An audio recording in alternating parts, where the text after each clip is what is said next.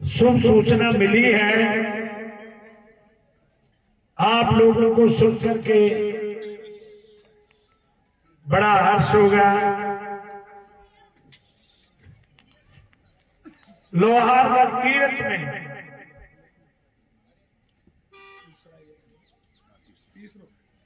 लोहारगढ़ तीर्थ में भगवान श्री देवनारायण का जो मंदिर था वह अति प्राचीन था और उस मंदिर का जीर्णोद्धार आप समस्त भक्तों ने मिलकर के श्री ईश्वरादास जी की कृपा से और भगत जी के माध्यम से, भगत जी के अथक प्रयास से और हमारे याज्ञिक सम्राट श्री चिरंजीवी लाल जी के बताए हुए मार्ग शास्त्रोक्त विधि से वास्तु शास्त्र के अनुसार मंदिर का जीर्णोद्धार करके नव निर्मित नया मंदिर बना करके और आप सब लोगों ने तैयार कर दिया।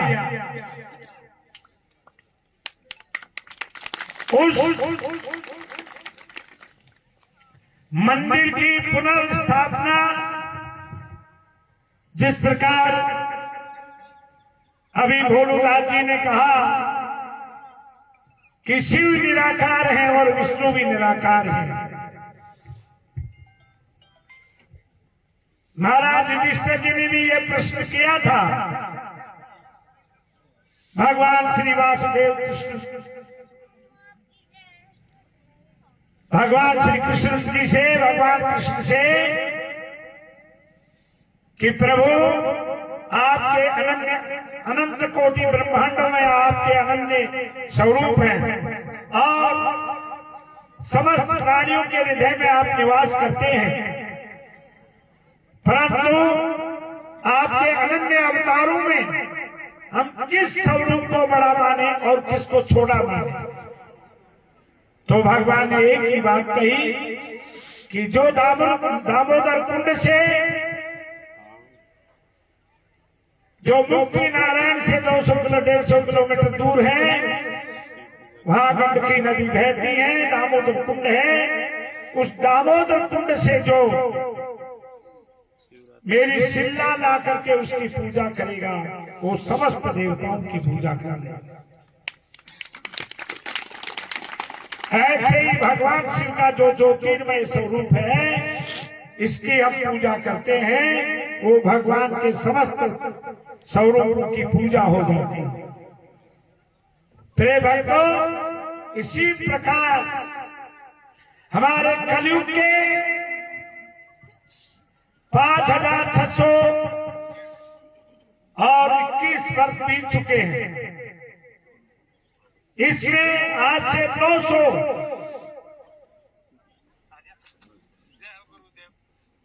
यानी संवत 968 संवत 900 आज 2000 है, 81 है, संवत 2081 है आज और चैत्र मास में 82 लगेगा।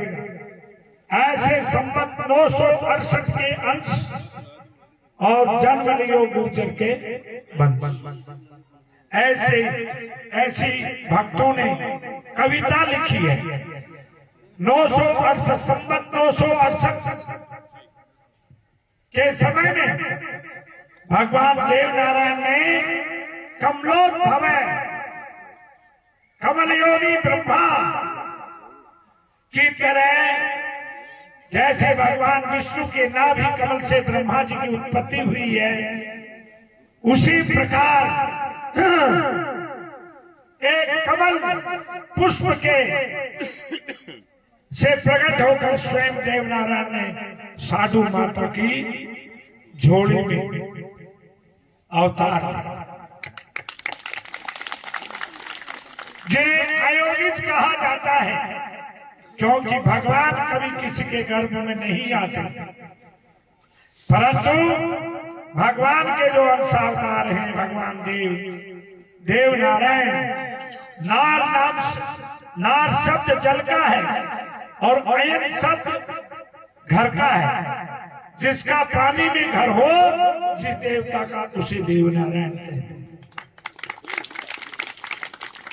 वही स्वयं नारायण विष्णु माता साधु की झोली में आए, इसलिए अयोनिज किसी के गर्भ से पैदा नहीं हुए, इसलिए देव नारायण कहलाए। दूध की नदी बही, उस माला शेरी डूंगरी में कहां से जल प्रकट हुआ, कहां से कमल प्रकट हुआ और कहां से भगवान का प्रादुर्भाव हुआ, और कोई देखने वाला नहीं था। क्या तो माता थी, क्या भगवान थे, या उनके शेष नाग जो एक साल पहले आए थे, ऐसा कुछ है। प्रिय भक्तों, भगवान कभी भी किसी भी के घर, किसी भी जगह, कभी भी किसी भी घर में और किसी भी योनि में प्रकट हो सकते हैं। हिरण्याक्ष को मारने के लिए मारा है शुक्र, सुअर का रूप धारण किया और अमृत निकलवाने के लिए कच्छप, एक जीव का, एक कच्छप कछुए का अवतार ग्रहण किया, और वेदों और ऋषियों की और बीजों की रक्षा करने के लिए मत्स्य अवतार आदि श्वेत 12 है कल्पे जम्बूद्वीपे भटखंडे। भगवान ने अनेकानेक जीवों के रूप में अवतार लेकर के और इस धरती का उद्धार किया। तो प्रिय भक्तों, भगवान देव नारायण ने कलयुग में अवतार लेकर के हमारे सब भक्तों का उद्धार किया, इस पृथ्वी का उद्धार किया और आपके कुल को पवित्र किया। अब मैं वो बात आपको सूचना देना चाहता हूं कि उस नए मंदिर के लिए भगत जी के मन में देव नारायण महायज्ञ करने का विचार पैदा हुआ। देव नारायण भगवान का महायज्ञ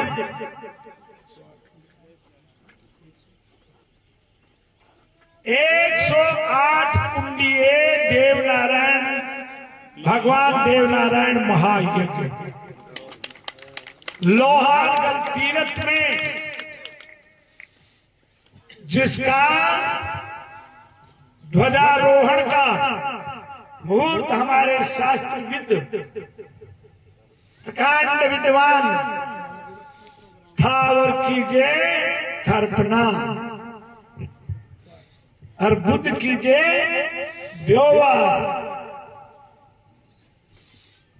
शनिवार फुलेरा दोज अर्थागण को महीनों, ये ध्वजारोहण का मुहूर्त है। फुलेरा दोज को अपने भक्तों के साथ में और हमारे याज्ञिक सम्राट देव स्वरूप ब्राह्मणों के साथ में और यज्ञ सम्राट चिरंजीव लाल जी के साथ में आप फुलेरा दोज को शायद अभिजीत मुहूर्त में, शायद अभिजीत में शनिवार के दिन, भाया 2 ही दिन बीच में थे। आज तो बाबा जी को साकार कर लो, हाँ तड़के कर अंदर आराम कर लो और फिर सूखे कर मेल के माने, हाँ फिर सूखे के मेल में जाया हो, क्यों फुलेरा दोस्त का सवा भी चाया छे। बाद शनिवार 1 मार्च को दिन के 12 बजे भगवान देव नारायण महायज्ञ का धर्म ध्वज स्थापन करने का मुहूर्त है। आप सभी उसके अंदर आमंत्रित हैं। आबाल वृद्ध, माई भाई और भाग अपनी श्रद्धा के अनुसार है जो हमारे चिरंजीवी लाल जी शास्त्री के नेतृत्व में प्रावधान इसके अंदर और भगत जी के है जो सानिध्य में आप सब लोग ये तीसरा यज्ञ देखेंगे। पहले जीवों के कल्याण के लिए 24 कोस की परिक्रमा में आग लग गई थी और उसमें लंगूर पेड़ों में लटके रह गए थे, कई सर्प जल गए थे, बहुत से जीव जल गए थे। उनकी आत्म कल्याण के लिए भगत जी ने महारुद्र यज्ञ किया और फिर गौओं के लिए 1 करोड़ 1.25 करोड़ मृत्युंजय मंत्र का जप करवा करके महाअति रुद्र यज्ञ किया। महारुद्र यज्ञ किया जीवों के कल्याण के लिए और किसी के लिए नहीं, जिसमें आप सब भक्तों का सहयोग है। और उसमें दास भी है जो कुछ तुच्छ सेवा के लिए उपस्थित था। और फिर गोवंश की वृद्धि के लिए 1.25 करोड़ गोपाल मंत्र का अष्टादशाक्षर मंत्र का जप करवा करके और फिर गो पुष्टि महायज्ञ करवाया। और अब उस यज्ञ का प्रतिफल क्या हुआ कि भगवान देव नारायण ने स्वयं है जो एक अंतरात्मा में आवाज दी, मंदिर बनाया।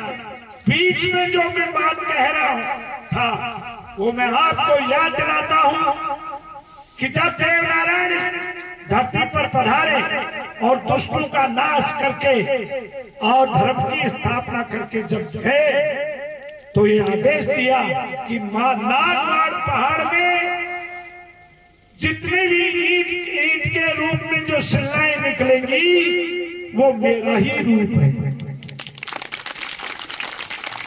हम चाहे 1000 करोड़ रुपए का मंदिर बना दें, यदि शालिग्राम नहीं होंगे तो मंदिर पूजा के योग्य नहीं रहता है। चाहे भगवान की सोने की मूर्ति बना दे। अभी राम मंदिर में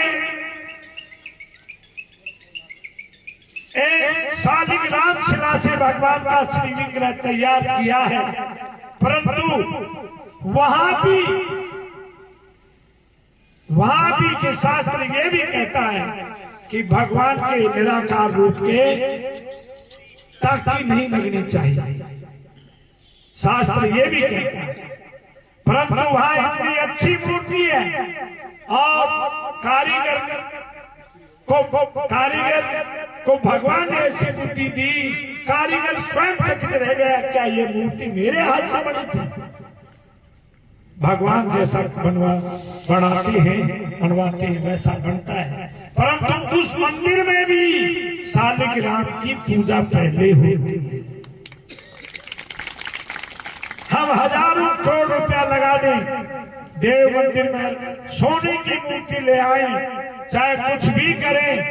आपके यहाँ भोपाल जी के धातुमयी मूर्ति है, भोणा जी की धातु की मूर्ति है, और हमारे भी यहाँ मंदिरों में कई जगह नीलम की मूर्तियां है जो निकली हैं, और कई जगह सोने की मूर्तियां, कई जगह ऐसी मूर्तियां निकली हैं जिनकी कीमत नहीं है। परंतु जहां मंदिरों में शालिग्राम नहीं होते हैं तो वहां पूजा मान्य नहीं होती है।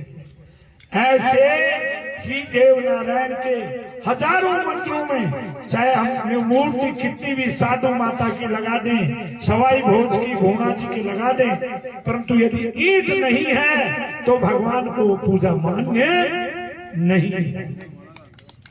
प्रिय भक्तों, मैं एक आपको आश्चर्य की बात बताता हूं। ये भगत है ना, इसको कोई भगवान की कृपा से आशीर्वाद प्राप्त हुआ। भले ही मेरे को ये गुरु भाव मानते हैं और पूर्णतया शिष्य भाव है इनके मन में, परंतु लोगों को डर है, डर रहता है। बाबा जी ईद जड़े दरी जाए मानो ओजू को न उठाई जाए। परंतु देव नारायण की कौन सी कृपा हुई, इन्होंने पुराने मंदिर से ईंटों को झूले में लेकर के और बाहर ले आए और भगवान ने इन पर ऐसी छत्र छाया बनाई, कोई तकलीफ नहीं हुई और मंदिर पूरा हो गया। तो ये भगवान की तो कृपा है। इसलिए उन्हीं लाई हुई पहले की ईंटों की पुनर्स्थापना, जैसे एक सालिग्राम जी को नया मंदिर बनावा, नया मंदिर बनाते हैं तो सालिग्राम जी तो चल मूर्ति है, उनको उठा के दूसरे मंदिर में बैठा के, गोपाल जी को दूसरे मंदिर में बैठा के और बहुत विशाल मंदिर बना करके फिर ला करके वैसे नए घर में विराजमान कर देते हैं।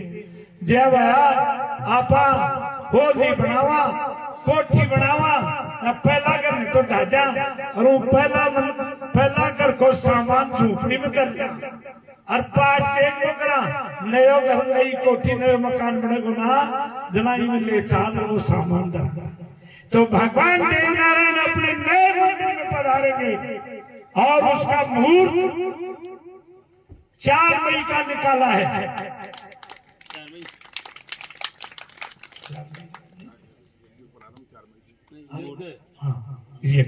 इस यज्ञ का प्रारंभ 4 मई का है।